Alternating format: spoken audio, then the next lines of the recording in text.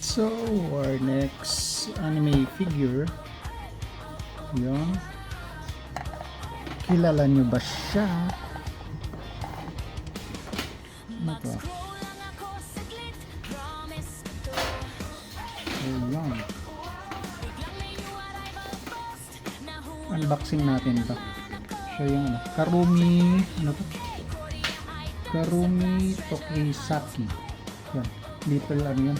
Little devil version. Ganda pag itim no? Yung sa mga nagko-collect ng mga black, parang gothic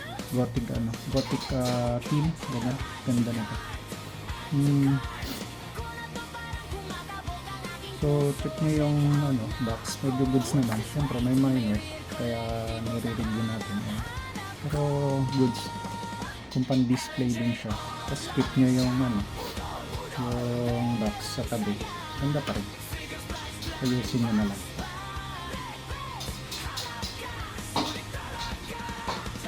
So, unbox natin. Ay, ito pala. May ano siya oh. Sticker from ano to? Kodokawa.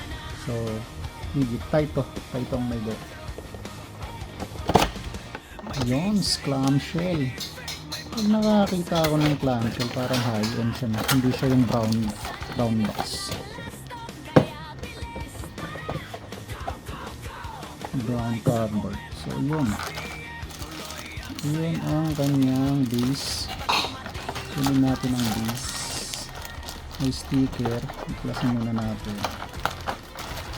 Ang base niya, yun. Siyempre, markings. Check agad markings meron. Good naman. Good ang base. Ang clamshell is also good. Eh, nakatape. Ano lang. Sige. Ito. Nakatape. Tapos, naka-plastic pa siya. Ang ganda. Parang bagay siya dun sa ano ko ah. Mga gothic ano ko ah. Ganda eh. Ganda. Yung mata niya. Ay, yung mata niya. Dalawang kulay. Galing eh. Galing. So, paikutin natin siya. Ganda. Yung mga gothic ano. Gothic theme. Lapit natin. Uy! Shots. Ganda niya. Kita mo. Gusto ba ngayon yan? Ang ganda ng yung sa buhok nyo, sa dulo translucent or transparent. Ganun.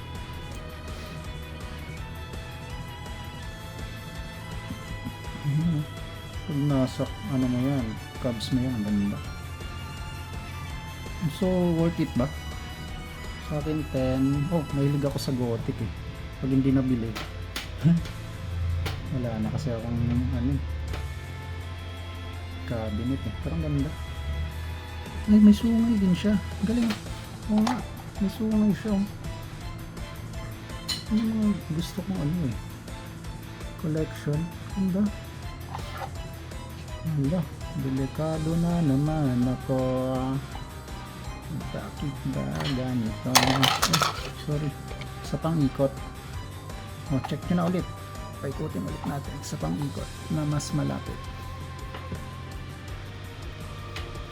Tsaka, safe na safe sa clamshell. So, from MIB. VIB siya. Pero, at least na-check nyo. So, sa price na lang tayo magkakatalo. Alam na this, you know. Goodbye.